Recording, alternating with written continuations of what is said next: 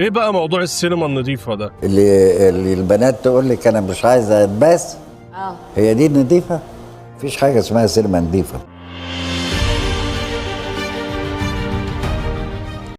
احنا اتعلمنا ان الفن ليه مليون طريقة وما فيهوش طريقة غلط، لكن في اللي يناسبك وفي اللي ما يناسبكش. انا مثلا بكره اي نوع من انواع القيد او الرقابة على الابداع، لكن في نفس الوقت بحترم المنتج الراقي اللي بيحترم نفسه وبيقدر يبدع فنيا بدون ما يقع في فخ الرخص والابتذال.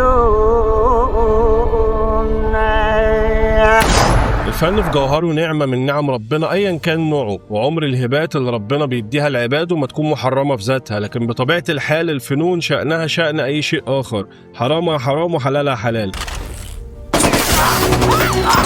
هو بيعتبر أداة للتعبير الإنساني زيه زي أي أداة، قيمته الأخلاقية بتتحدد بطريقة استخدامه، زي الإنترنت مثلا، في جوهره شيء مباح ونعمة عظيمة، لكن نقدر نستخدمه بطريقة كويسة وحلال، ونقدر نستخدمه في الحرام برضه، فده ما يوصموش بالحرمانية في جوهره. نفس الفكرة بقى تنطبق على حاجات كتير في حياتنا. اللي البنات تقول لك انا مش عايزه اتباس. هي دي نظيفه؟ مفيش حاجه اسمها سينما نظيفه. ايه بقى موضوع السينما النظيفة ده؟ المصطلح ده مش اكاديمي ولا فني، وظهر في مصر وفي العالم العربي في اواخر التسعينات، واللي استخدموه يعني كانوا يقصدوا بيه نوع من السينما ما فيهوش عرية ولا بوس، ومناسب للمشاهدة العائلية يعني. بعض الناس ربطوه بافلام زي فيلم الرسالة وصعيدي في الجامعة الامريكية وهمام في امستردام وشوت وفانيلا وكاب. احيانا بيتوصف النوع ده بانه سينما محافظة او فيلم محافظ. اسمها سينما نظيفة ده سينما نظيفة دي شتيمة. أنا ضد فكرة السينما النظيفة، مدينة الفاضلة والكلام ده ماليش فيه.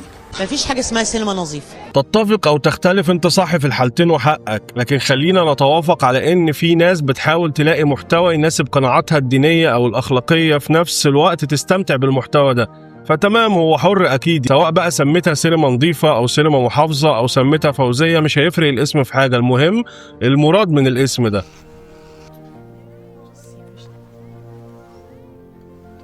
طيب هل معنى كده اننا ما نعرضش القصص الصعبة او الصادمة اللي فيها محتوى جريء؟ طبعا لا. يعني لو مثلا معانا قصة واقعية او غير واقعية يا سيدي فيها احداث قاسية او مفجعة، اكيد ممكن تتعمل فيلم، لكن كل ما قدرنا نوصل الفكرة من غير ما نرتكب شيء مخالف واحنا بنحكي، ده هيبقى افضل بالنسبة للناس اللي بتتبنى الرؤية دي. وفي النهاية العمل ممكن يفضل موجه للكبار عادي جدا لما الزمن يعاكسك سيبه وركز في اللي جاي. أنا شخصيا من أنصار المواربة والذكاء في السرد، بحب الفن اللي بيخاطب عقل وخيال وعاطفة المشاهد ويسيب له مساحة يستنتج ويكمل الصورة بنفسه، بدل ما يحط كل حاجة قدامه بشكل مباشر وسطحي، يعني بدل ما يأكله بالمعلقة زي ما بنقول.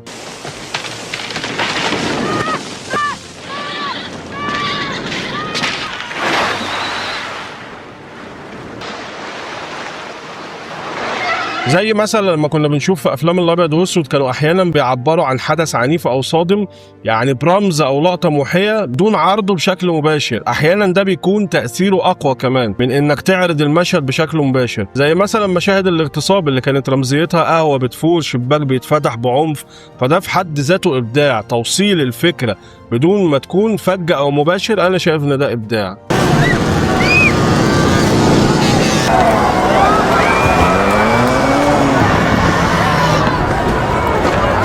طب هو لازم الفيلم يكون فيه قلة أدب عشان ينجح؟ عبلة كامل عملت فتاة ليل ما ظهرش منها كعب رجلها ولا حتى عملت إيحاء جنسي، يعني قدمت شخصية شديدة الجرأة على الشاشة بدون استعراض أو ابتذال. المليجي والدقن وزكي رستم أبدعوا في أدوار الشر بدون لفظ خادش أو تلميحات لا تليق، وكانوا مقنعين جدا. محدش ياخد كلامي بمحمل إني عاوز ألبس السينما عمامة وجلباب وأحط لها قالب واحد تمشي عليه، مش ده القصد حرفيا، لكن اللي أقصده إني متفهم وبحترم الشخص اللي عاوز يشوف سينما بدون ما يشعر إنه بيتجاوز قناعاته.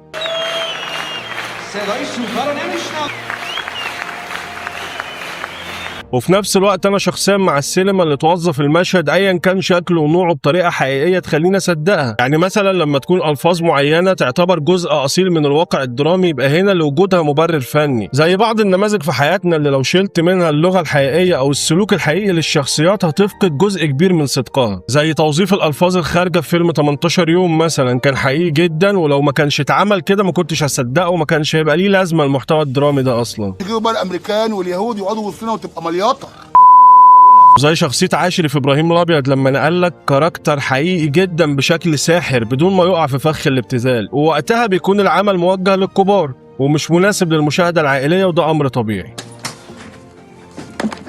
بس اخلص خلاص دلوقتي بشوقك يبقى سهل او صعب، وانت هبلت لو عملت فيها ذكر افتح لك وشك وهبك فيك. طب هل انت عارف ان مخاطبة الخيال ابلغ 1000 مرة من نقل الصورة على الشاشة؟ يعني لو قريت وصف لشيء ما او حدث ما في رواية خيالي هيروح لاكتر نقطة مثالية من وجهة نظري في تصور الموضوع ده او الشخصية دي. لذلك اغلب الروايات لما بتتعمل افلام مش بتعجب جمهور الرواية نفسه، عشان هو خياله عملها بشكل يناسب اعلى نقطة ممكن يستمتع بيها تفكيره في الرواية دي. ولو بصينا يا سيدي لأحسن القصص في القرآن الكريم هنلاقي الوصف الدرامي التفصيلي، زي مثلا راودته التي هو في بيتها عن نفسه. تخيلت معايا زوجة العزيز بجمالها وشياكتها وفي بيتها وهي بتراود غلامها يوسف، وغلقت الابواب، شايف الابواب وهي بتتقفل، وقالت هيت لك. شفت المشهد معايا ولا لسه؟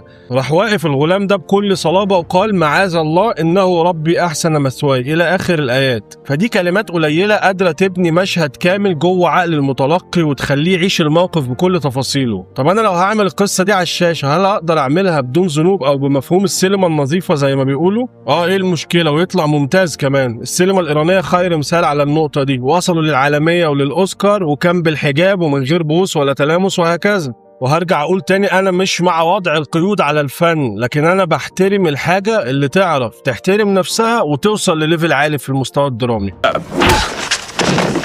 ردها علي ان استطعت. برضه زي نوعية الأفلام المستقلة اللي بتخرج من سينما سوريا أو الأردن أو فلسطين، زي أفلام المخرج إليا سليمان، والأفلام دي بتنافس وبتاخد جوائز عالمية.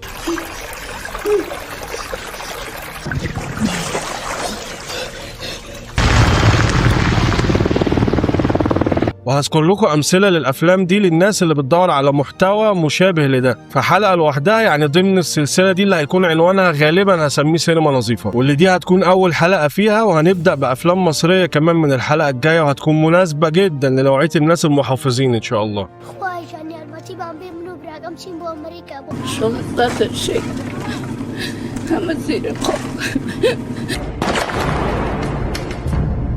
اللي عاوز اقوله ان المباشرة سهلة، لكن الابداع هو انك تعرف توصل نفس التأثير ونفس المشاعر ونفس الفكرة بأدوات اذكى، او انك تلعب بالطريقة الصعبة عشان تقدر تثبت موهبتك فعلا. ممكن تناقش المخدرات او الجريمة او الاعتداء او الفساد بمنتهى القوة والوضوح، يعني من غير ما تتحول الكاميرا نفسها لأداة استعراض للفعل، وساعتها بس هتقدر تثبت ان اللي شايل العمل هو فعلا الموهبة مش الصدمة. سلام.